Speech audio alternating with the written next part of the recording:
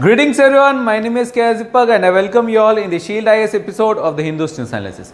So चलिए देखते हैं कौन से articles that we will be discussing today. So the first article is on the UAPA, a very contentious issue. यहाँ पर तो बेसिक से स्टार्ट करेंगे. UAPA है क्या, क्यों लाया गया था, कैसे लाया गया था, क्या क्या प्रोविजंस हैं, क्या क्या नुआंसेस हैं उसे देखेंगे, और जो अमेंडमेंट्स ओवर द ईयर्स हुए हैं उसमें कौन से इश्यूज़ हैं जो कि रिजॉल्व हुए थे और कौन से इश्यूज़ हैं जो कि रिजॉल्व होने बाकी हैं, वो भी समझेंगे in our first article.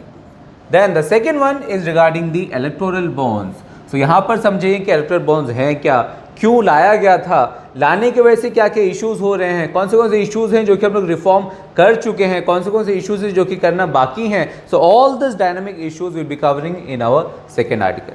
The third one is regarding the global hunger index. So यहाँ पर बेसिक से समझेंगे ग्लोबल हंगर इंडेक्स क्या है, क्यों लाया गया था, कैसे लाते हैं, कैसे कैलकुलेट करते हैं, कौन से पैरामीटर्स हैं, इंडिया कितना अच्छा परफॉर्म करते हैं, ओवरऑल जीएचआई में हर एक पैरामीटर के बेसिस पर क्या क्या प्रोग्राम्स हैं, गवर्नमेंट ऑफ इंडिया ने क्या क्या प्रोग्राम्स लाए हैं ताकि हंगर कम कर पाए. So all this dynamic would be understanding in our third article.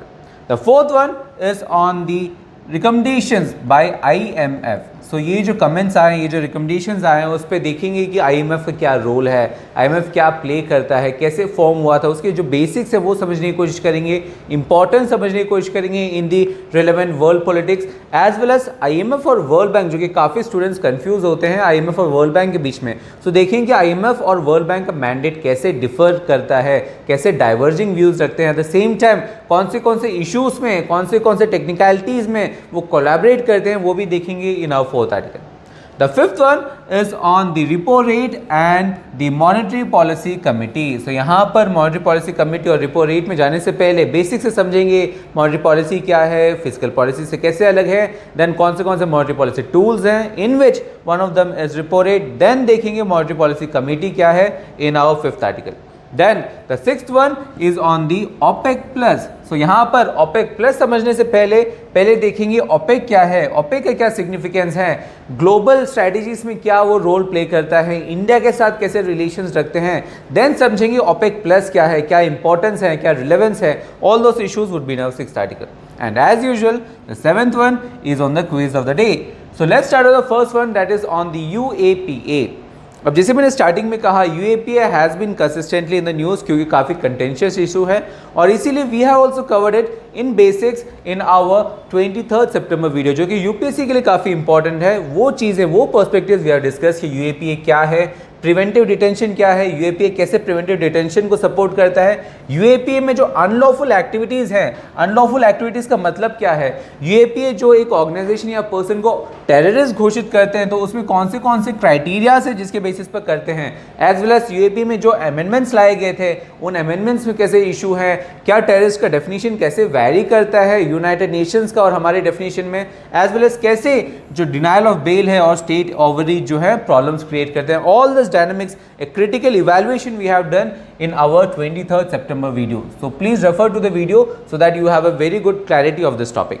With that, now let's move to our next topic, that is on the electoral bonds. Now again, electoral bonds is a very important topic in the governance section, और इसीलिए electoral bonds के जो basics हैं we have already covered in our 30th September video, जहाँ पर electoral bonds क्या है, क्यों लाया गया था, कैसे लाया गया था, और इलेक्टोरल बॉन्ड्स लाने के बावजूद भी कौन से इश्यूज हैं जो कि स्टिल परसिस्ट करते हैं, that we have discuss in our 30 सितंबर video. So please refer to this video so that you have a very critical understanding of this topic.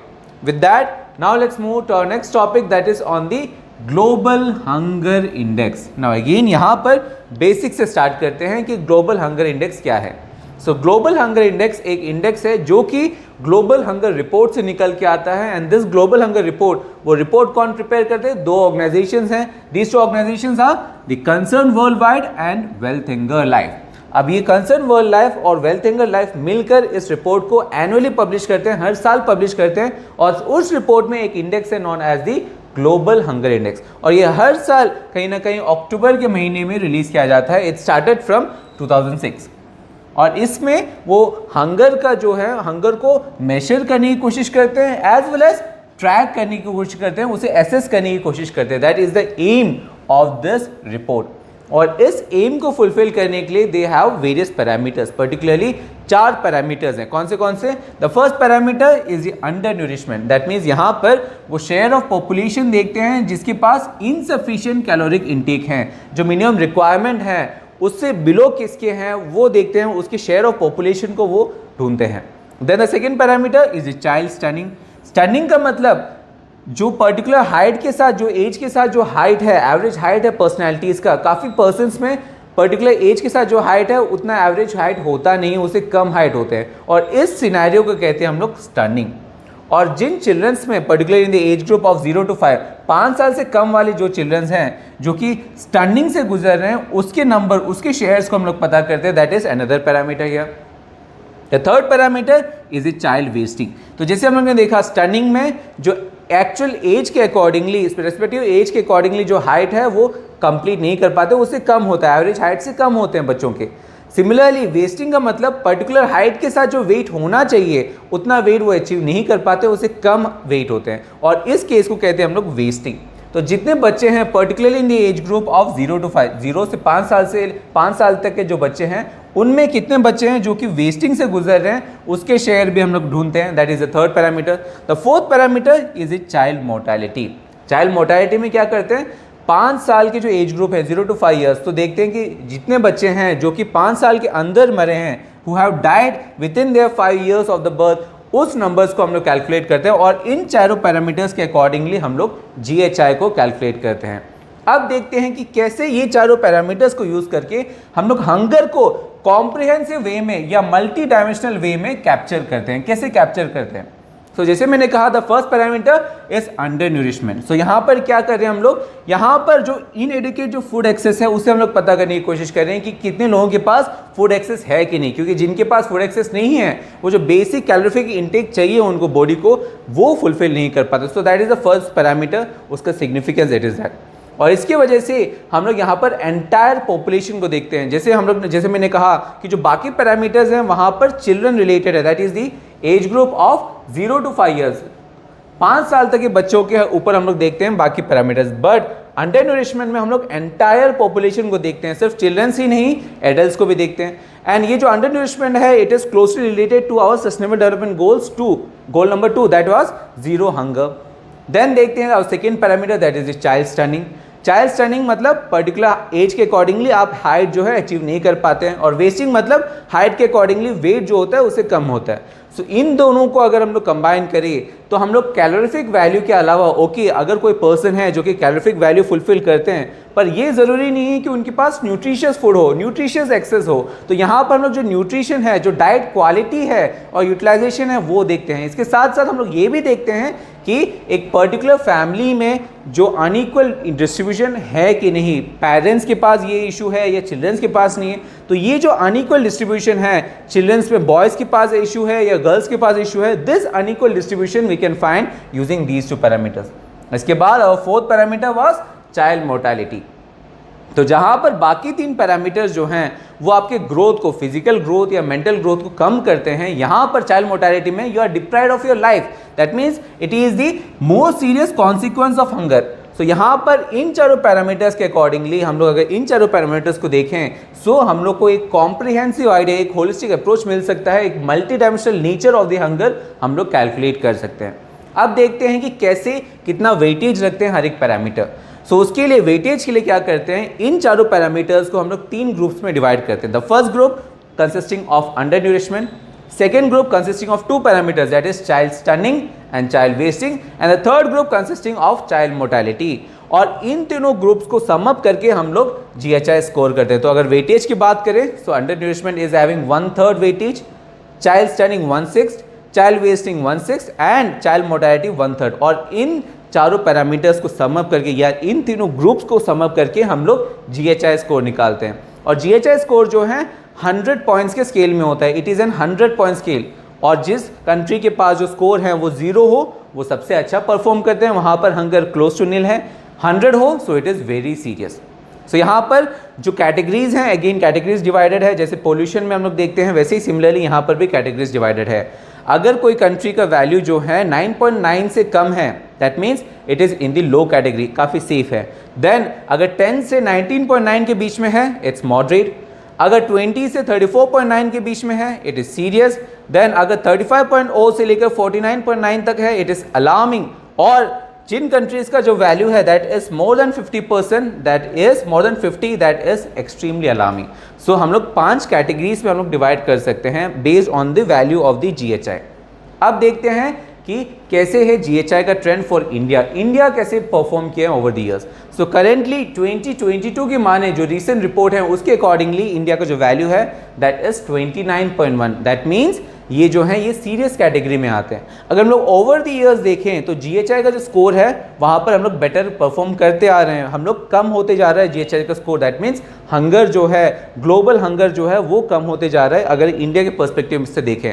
पर अगर हम उसको नुआंसेस में जाएँ, बारीकी में जाएँ कि हर एक पर्सपेक्टिव से देखें, हर एक पैरामीटर के बेसिस पे देखें, देन कुछ और क्लैरिटी आते हैं। फॉर एग्जाम्पल अगर आप मोर्टेलिटी को देखें, स्टनिंग को देखें, वेस्टिंग को देखें और अंडर न्यूरिशमेंट को देखें, देन यू वुड फाइंड कि जो अंडर न्यूरिशमेंट है और जो वेस्टिंग है वो ओवर द ईयर्स कम हुआ था, बट 2014 से इट हैज़ इंक्रीज, जबकि जो बाकी के 2 पैरामीटर्स हैं they are consistently decreasing. That means India को पर्टिकुलरली वर्क करना चाहिए in the field of under nourishment and wasting, these 2 lines. So that is the clarity that you can find using this trends.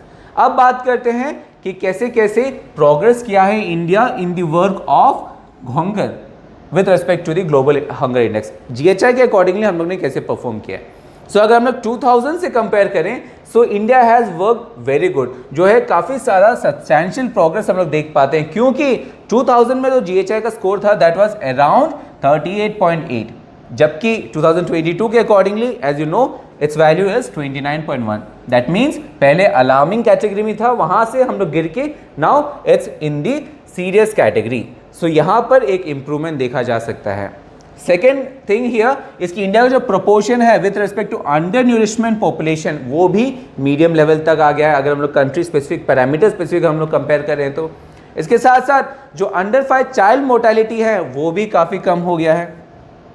Then the child stunning has also seen a significant decrease. 1998, 1999 में अगर देखें जो percentage था that was 54.2 with respect to child stunning. But 2019, 2021 में it has decreased to 35.5. That means in parameters को अगर हम लोग देखें then we have had a very good progress. But अगर हर एक पैरामीटर को कंट्री स्पेसिफिक कंपेयर करें देन वी फाइंड कि India is having the highest child wasting rate of all the countries covered in GHI, और GHI में around 180 plus countries को हम लोग कवर करते हैं। इन 180 प्लस कंट्रीज में इंडिया में जो चाइल्ड वेस्टिंग है जिस means that means particular height के हिसाब से जो वेट होना चाहिए बच्चों में इन the age group of 0 to 5 उसमें India is having the highest number. That is not something good that India should be proud of. अब देखते हैं कि वेल्थिंगर ने कौन से प्रोजेक्ट्स हैं जो कि इंडिया में ओवरसी कर रहे हैं। So Welthungerhilfe currently is overseeing around 29 projects और all together over the history around 4.3 million euros उन्होंने इन्वेस्ट किया है। अगर पर्टिकुलरली उनके अकॉर्डिंगली बात करें तो पॉपुलेशन के हिसाब से around we are having 1.3 billion citizens. That means जितने लोग हैं पूरे अफ्रीकन कॉन्टिनेंट में दैट उससे भी ज़्यादा लोग जो हैं वो इंडिया में हैं। और इंडिया में भले ही हम लोग पॉवर्टी रिडक्शन में हम लोग ने काफ़ी अच्छा काम किया है बट स्टिल पॉवर्टी रिडक्शन है कम नहीं हुआ है। क्यों कम नहीं हुआ है? Because of the marginalisation of the women, because of the indigenous population, उनमें इंटरेस्ट जो है उनमें कहीं ना कहीं इश्यूज हैं, सिक्योरिटी के इश्यूज हैं, फूड सिक्योरिटी के इश्यूज हैं। एट द सेम टाइम जो लोअर कास्ट के मेंबर्स हैं इन तीनों कैटेगरीज में पर्टिकुलरली जो हंगर है काफ़ी ज़्यादा है। दैट मीन्स हमने इन तीनों कैटेगरीज को हमें ज़्यादा ध्यान देना चाहिए। अगर कुछ फैक्ट्स की बात करें सो अगर टोटल पॉपुलेशन में around 16.3% of the India's population is undernourished, क्योंकि वो जो बेसिक रिक्वायरमेंट है कैलोरिफिक वैल्यू जो है डे टू डे की वो फुलफिल नहीं कर पा रहे। Second fact here is 35.5% of the children under the age group of 0 to 5 years वो जो है वो स्टन्ड है। दैट मीन्स हाइट के एज के अकॉर्डिंगली उनका हाइट कम है। Then 19.3% of children in the age group of 0 to 5 years are wasted. That means height के accordingly weight जो है वो कम है। Then 3.3% of children die before they reach the age of 5 years. So 5 साल के अंदर ही वो मर जाते हैं and that number is around 3.3%. So even though हम लोग ने progress किया है but this number shows that we have a lot work to do. With now let's see कि वेल्थिंगर ने कौन से प्रोजेक्ट्स ओवरसी कर रहे हैं इंडिया में।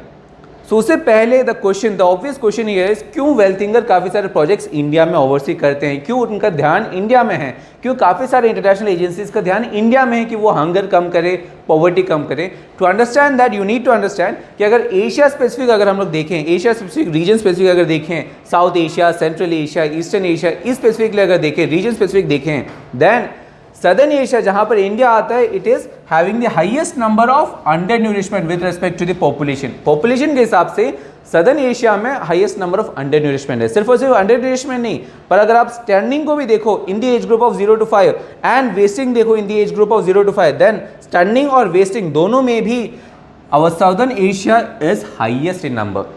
और सदर्न एशिया में जो भी कंट्रीज हैं वहाँ पर India is the poorest performing. अगर हम लोग रिसेंट डाटा के अकॉर्डिंग देखें तो श्रीलंका, पाकिस्तान, बांग्लादेश, सब कंट्रीज जो हैं इंडिया से बेटर परफॉर्म कर रहे हैं। Only Afghanistan is performing badly because of the Taliban government. So you can understand the facts, you can understand the scenario that Indian government is facing. अब देखते हैं कौन से प्रोजेक्ट्स हैं जो कि वेल्थिंगर पब्लिश कर रहे हैं, जो कि वेल्थिंगर इंप्लीमेंट कर रहे हैं इंडिया में। So for example, they are implementing this green colleges, they are implementing this they are implementing this fight hunger first initiative, they are having the promoting sustainable local food systems, they are having the grassroots civil societies, they are having the transparent accountable governance particularly in Jharkhand। so ये कुछ initiatives हैं जो कि India में वो oversee कर रहे हैं, क्योंकि अगर इंडिया बेटर परफॉर्म करे तो your statistics with respect to southern Asia will also improve, और जो ग्लोबल हंगर है वो कम हो जाएगा। That is the relevance because of which the Welthungerhilfe is having a lot of flagship programs in India. With that clarity in mind, now let's move to our aspect that is on the micro nutrients. तो जब भी हम लोग poverty की बात करते थे, all together we talk about the micro nutrients also. अब माइक्रो न्यूट्रिएंट्स क्या है? वो से न्यूट्रिएंट्स हैं जो कि आपको फुल फ्लेज नहीं चाहिए, but it is essential for the body.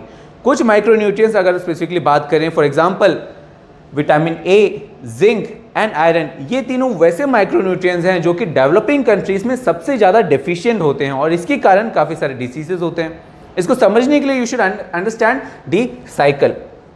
अगर बात करें एज एन बेबी, अगर आपके पास माइक्रो न्यूट्रिएंट्स डेफिशिएंसी है, then you would be having low birth weight, जो आपका वेट है वो काफ़ी कम होगा बर्थ के टाइम पे। एट द सेम टाइम जो मोर्टेलिटी रेट है वो काफ़ी हाई होगा, मरने के चांसेस काफ़ी ज़्यादा रहेंगे।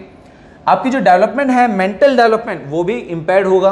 एट द सेम टाइम आपकी क्योंकि इम्यूनिटी खराब है, क्योंकि आप माइक्रो न्यूट्रिएंट्स डेफिशिएंट हैं, तो इम्यूनिटी भी आपकी खराब होगी। जब इम्यूनिटी खराब होगी तो क्रोनिक डिसीजेस होने के जो रिस्क हैं वो बढ़ जाएंगे। जब आप चाइल्ड बन जाते हो, then again you would be stunt, mental capacity जो है वो रिडंडेंट होगा, वो इम्पेयर्ड होगा। Then physical health would also be redundant, infections काफ़ी ऑफन होंगे और इसीलिए आप कैचअप नहीं कर पाओगे, आप एजुकेशन जो है अच्छे से ले नहीं पाओगे, जो फाइनेंशियल बर्डन है फैमिली का वो बढ़ जाएगा। Then when you would become adolescent, then again you would be stunt, जो मेंटल कैपेसिटी है वो डेवलप नहीं हो पाएगा क्योंकि आप माइक्रो न्यूट्रिएंट्स डेफिशिएंट हैं। फिजिकल कैपेसिटी जो है वो भी रिडंडेंट होगा, वो भी इम्पेयर्ड होगा, तो आप अच्छे से काम भी नहीं कर पाओगे। और इसके कारण जब आप एडल्ट हो जाते हो तो आपका जो सोशियो इकोनॉमिक स्टेटस है वो काफ़ी कम होगा, क्योंकि आपको ना मेंटल डेवलपमेंट मिल पाया ना फिजिकल डेवलपमेंट मिल पाया, और इसीलिए जो सोशियो इकोनॉमिक स्टेटस है वो और गिर जाता है। अगर प्रेग्नेंट वुमेन्स की बात करें तो वहाँ पर भी जो रिप्रोडक्टिव हेल्थ है वो कम जाएगा, प्रोडक्टिविटी जो है वो कम जाएगा, and again in pregnant women से जो बेबीज आएंगे वो again would be having very low immunity system. So this cycle would continue, and again अगर आप एल्डरली हो जाओगे देन अगेन जो मॉर्बिडिटी है, मॉर्बिडिटी होने के चांसेस बढ़ जाएंगे, इम्पेयर्ड हेल्थ होने के कारण जो मोर्टेलिटी है वो भी काफ़ी हाई होगा। सो जो गवर्नमेंट के ऊपर जो प्रेशर है वो भी बढ़ जाएगा, फैमिली के ऊपर जो प्रेशर है वो भी बढ़ जाएगा। So this is a cycle, very important cycle जो कि दिखाता है कि कैसे माइक्रो न्यूट्रिएंट्स की डेफिशिएंसी के कारण जो लाइफस्टाइल है, जो एक जनरेशन है, पूरा एक जनरेशन सफ़र करता है। So that is the important of micro nutrients. With that clarity, now let's see our next aspect that is on the comments coming out of IMF। अब यहाँ पर बात करते हैं IMF से क्या कमेंट्स आया है। अब IMF को जानने के लिए जितने भी इंपॉर्टेंट टॉपिक्स हैं, IMF क्या है, IMF कब फॉर्म हुआ था, कैसे फॉर्म हुआ था, कौन से मेंबर्स हैं, एज वेल एज IMF और वर्ल्ड बैंक, जो कि काफ़ी स्टूडेंट्स में इशू रहता है IMF और वर्ल्ड बैंक के बीच में, उनके मैंडेट्स कैसे अलग हैं और किस किस सिनेरियोस में वो कॉपरेट करते हैं। All this understandings I have discussed in our 2 सितंबर video. So please have a review of this video so that आप समझ पाए कि IMF क्या है, IMF क्यों इंपॉर्टेंट है, as well as World Bank IMF के साथ कैसे रिलेशंस रखते हैं, कैसे कोलैबोरेशंस रखते हैं। That clarity you can find after reviewing this video. So with that, now let's move to our next topic, that is on the repo rate and monetary policy committee. So यहाँ पर repo rate समझने से पहले you need to understand कि monetary policy tools कौन से होते हैं. मॉनेटरी पॉलिसी टूल समझने से पहले यू नीड टू अंडरस्टैंड कि मॉनेटरी पॉलिसी कौन से होते हैं. एंड दिस बेसिक्स से I have build up in our 13 October video, जहाँ पर मैंने डिस्कस किया है बेसिक से कि फिस्कल पॉलिसी क्या होता है, मॉनेटरी पॉलिसी क्या होता है, मॉनेटरी पॉलिसी और फिस्कल पॉलिसी में कैसे अलग होते हैं, कैसे गवर्नमेंट इंटरवेंशन मॉनेटरी पॉलिसी में कम होते हैं, क्या ऑब्जेक्टिव होता है, कैसे मॉनेटरी पॉलिसी से जो इन्फ्लेशन टारगेट किया जाता है उसमें कौन से टूल्स आप यूज़ करते हैं, इन टूल्स को कैसे आप डिफरेंशिएट कर सकते हो. हर एक टूल के बारे में जो इंपॉर्टेंट टूल्स है दैट ऑल्सो आई डिस्कस, जहां पर specifically I discuss about repo rate, reverse repo rate, कैसे रिपो रेट और रिवर्स रिपो रेट के कारण जो मनी सप्लाई है इकोनॉमी में वो कंट्रोल करते हो. अगर मनी सप्लाई बढ़ जाए तो रिपो रेट कैसे कंट्रोल करोगे, अगर कम जाए तो कैसे आप करोगे. This tweaking, this adjustment I discuss in our 13 October video. Then इस पर बिल्डअप करके I also talk about monetary policy committee. क्या कमेटी का रोल क्या है, कंपोजिशन क्या है, कैसे बनाया गया था, क्यों बनाया गया था, और जो करंट इन्फ्लेशन टारगेट्स है वो क्या है, थ्रेशोल्ड क्या है. All this dimensions in a comprehensive manner I already discuss in our 13 October video. So please refer to the video so that you have a very good understanding of this topic. With that now let's see our 6th article, that is on the OPEC plus. अब यहाँ पर again basic से start करते हैं. जो OPEC plus है, OPEC plus समझने के लिए you need to first understand OPEC क्या है, और ये जो क्लासिफिकेशन है ओपेक क्या है, ओपेक में कौन से कंट्रीज आते हैं, क्या रोल प्ले करते हैं, as well as OPEC plus क्या है, ओपेक प्लस क्या सिग्निफिकेंस रखते हैं. All this things I have discuss in our 6th October video itself, so that you have a very good understanding कि ओपेक प्लस क्यों significant है global world politics में, geographic scenario में जो significance रखता है वो क्या है. All this things I have already discuss, so please refer to our 6th October video so that you have very good clarity of this topic. With that, now let's see the quiz of the day. So the first question is regarding the official poverty lines. Please try to attempt this one. But the second one is on the land reforms, जो कि independent India, post independence हम लोग ने reform लाए थे. So again these are previous year questions.